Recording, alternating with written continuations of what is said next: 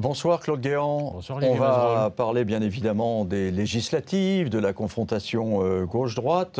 Mais auparavant, je voudrais vous poser une ou deux questions d'actualité qui sont relatives à ce qui se passe à l'étranger. Hosni Moubarak, condamné à la réclusion perpétuelle aujourd'hui, c'est un verdict qui vous surprend? J'ai à plusieurs reprises rencontré Hosni Moubarak lorsque j'étais auprès du président Sarkozy. J'en ai le souvenir d'une personnalité qui était un inlassable travailleur de la paix au Moyen-Orient. Et le spectacle que l'on voit à la télévision d'Hosni Moubarak sur un lit ou dans un fauteuil gravement malade devant ses juges est, je trouve, assez poignant. Je n'ai pas d'opinion à émettre sur le verdict qui a été rendu par la justice égyptienne.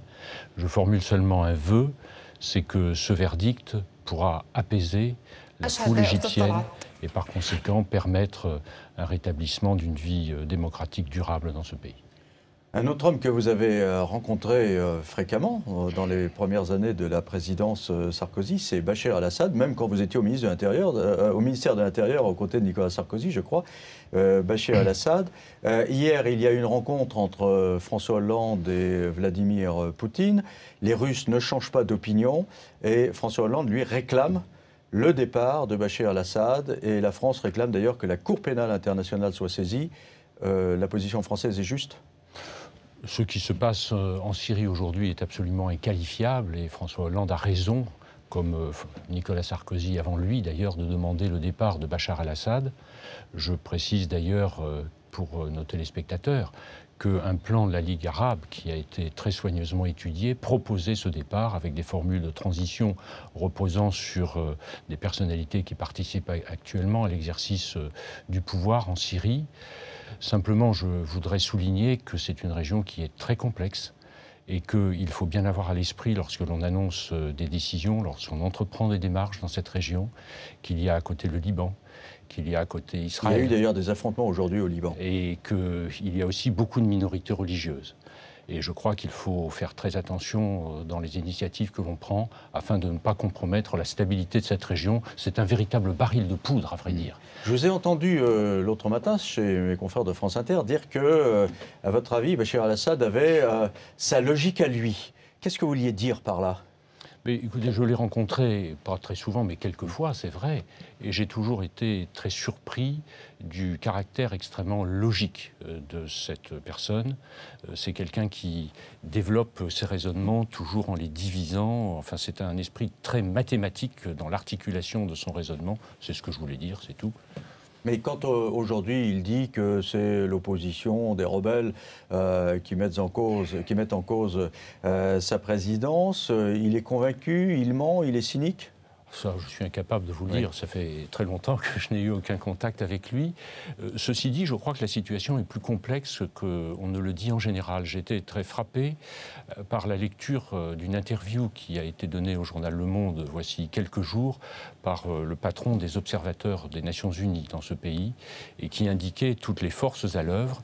Et toutes les forces à l'œuvre ne sont pas l'armée régulière syrienne.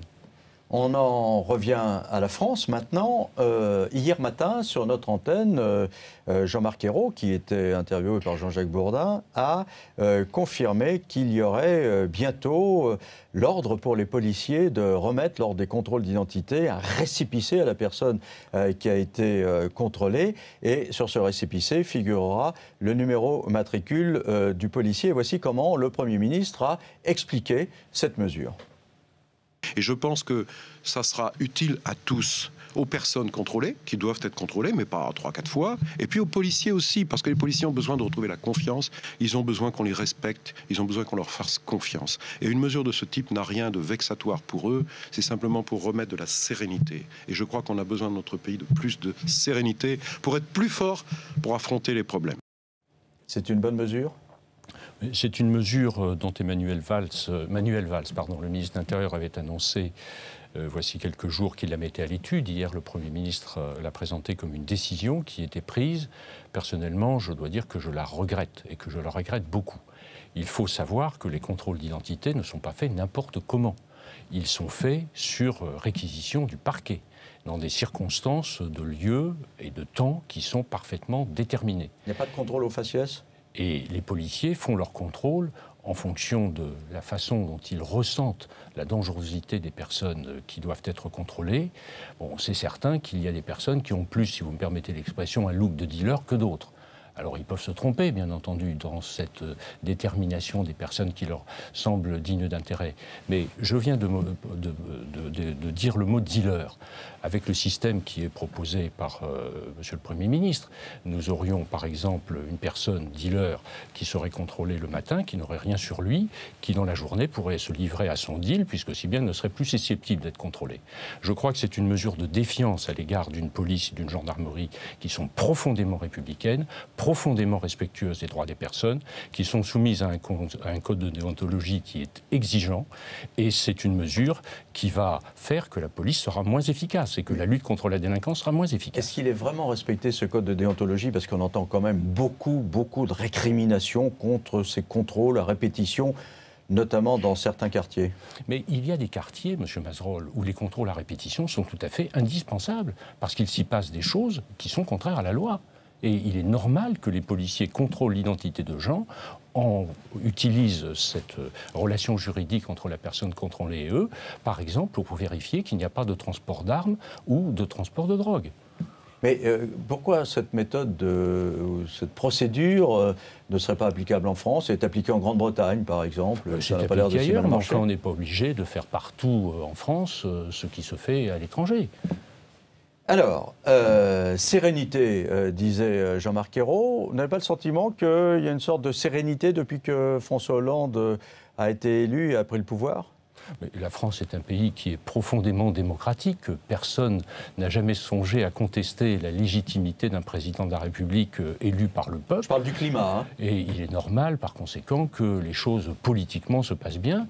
J'ajoute que tout le monde, à droite comme à gauche, est engagé maintenant dans la campagne des élections législatives, et que cela fait que quelques grands débats sur des questions qui pourtant font question passent un peu au second plan. Alors, vous avez été très proche de Nicolas Sarkozy pendant de nombreuses années au ministère de l'Intérieur. Vous avez été secrétaire général de l'Élysée. Si je vous demandais, quel changement vous voyez, vous, entre la présidence Hollande et la présidence que vous avez connue aux côtés de Nicolas Sarkozy? Ouais, François Hollande lui-même veut donner les apparences d'une présidence différente. Il fait beaucoup pour se faire apparaître aux Français comme un président simple, en particulier. Bon, il faut dire pourquoi pas. C'est son choix, après tout. Cela étant, je pense qu'il ne faut pas que ça se transforme en politique de communication. Vous trouvez qu'il y a de la communication? Écoutez, il me semble que de revenir de Bruxelles à 3 h du matin en voiture plutôt qu'en avion, ça relève d'un affichage très ostentatoire. Alors, il y a une autre différence importante, c'est que, semble-t-il, le pouvoir est moins concentré à l'Élysée qu'à l'époque où vous vous trouviez vous-même à l'Élysée. François Hollande dit « Moi, le Premier ministre n'est pas mon collaborateur ».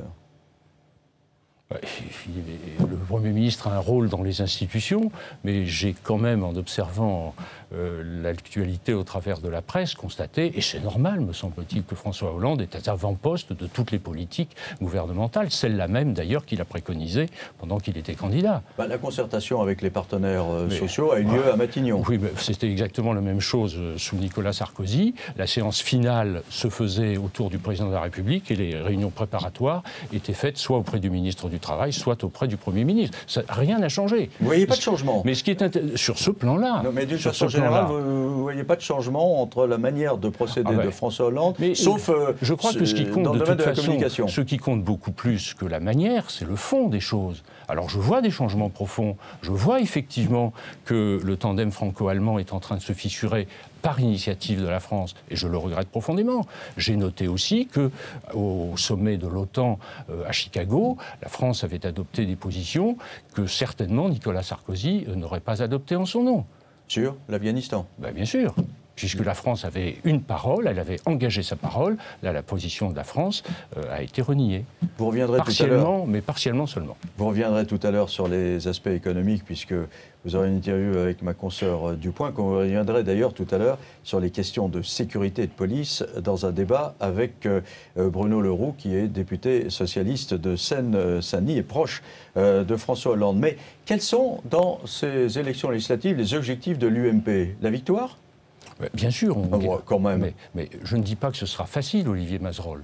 Mais l'objectif de l'UMP est clairement que la majorité, qui est encore la majorité à l'Assemblée nationale aujourd'hui, revienne à l'Assemblée nationale en position de majorité, avec ses différentes composantes. Vous savez que ça serait incohérent, pas conforme aux habitudes de la Ve République. C'est vrai que ce n'est pas forcément conforme aux habitudes, mais il n'empêche que nous avons connu plusieurs cohabitations, et c'est vrai que nous avons des institutions qui sont d'une extrême plasticité, puisqu'elles ont été faites pour qu'il y ait une cohérence entre le président, le gouvernement et l'Assemblée nationale.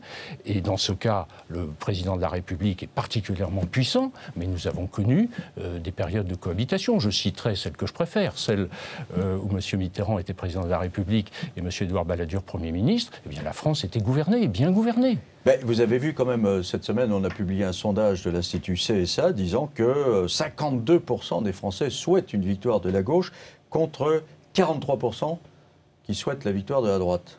Eh bien, c'est un sondage. Souvenons-nous des sondages qui ont été faits pendant des mois avant les élections présidentielles. Ces sondages ont été démentis par les faits. Il n'empêche que la majorité veut gagner, la majorité actuelle, c'est-à-dire la droite, et elle veut gagner tout simplement pour que la gauche n'applique pas son programme, parce que nous considérons que son programme est dangereux pour notre pays. Alors, est-ce que vous pouvez gagner avec l'image que donne l'UMP, avec cette guerre entre Jean-François Copé, François Fillon, avec Alain Juppé qui s'en mêle sans s'en mêler? Enfin, bref, on n'a pas vraiment une image d'union à la tête de l'UMP. Si vous voulez mon sentiment, je trouve que ce n'est pas le moment de débattre de questions qui vont s'opposer seulement à l'automne. Ah, n'empêche qu'ils l'ont fait. Et oui, c'est dommage. Mais je voudrais appeler votre attention sur le fait que ce n'est pas parce qu'il y a plusieurs candidats à la présidence de l'UMP, parce qu'il y aura plusieurs candidats, je mets ça au futur, que l'unité de l'UMP en sera pour autant mise en cause. Tous les congrès du Parti socialiste sont marqués de déchirements considérables entre les personnes, et personne ne songe à apporter le commentaire que le Parti socialiste explose. Ils disent des choses pas aimables entre François Fillon et Jean-François Copé. Par exemple ? Ah ben quoi, par exemple qui sont l'un et l'autre candidats. Non, Jean-François Copé dit un président de parti doit être un chef de guerre, il doit manifester du courage. Puis alors en sous-main, on nous suggère que François Fillon a manqué de courage parce qu'il ne s'est pas représenté dans la Sarthe de peur de ne pas être élu dans la Sarthe. Vous voyez, c'est un climat. Moi, je ne suis pas journaliste, je particulier. ne suis pas le bénéficiaire. Non, si, je suis informé, je ne suis pas le bénéficiaire de ces confidences. Mais toujours est-il que ce n'est pas parce qu'il y aura plusieurs candidats à la présidence de l'UMP que ça met en cause la volonté de tous de travailler ensemble pour gagner les législatives, et j'ajoute, pour conserver évidemment une unité intacte de l'UMP après les législatives. C'est ça l'objectif. Bon, d'ores et déjà, il y a des déchirements qui apparaissent pour la gouvernance du Parti socialiste. Personne ne dit que le Parti socialiste va exploser.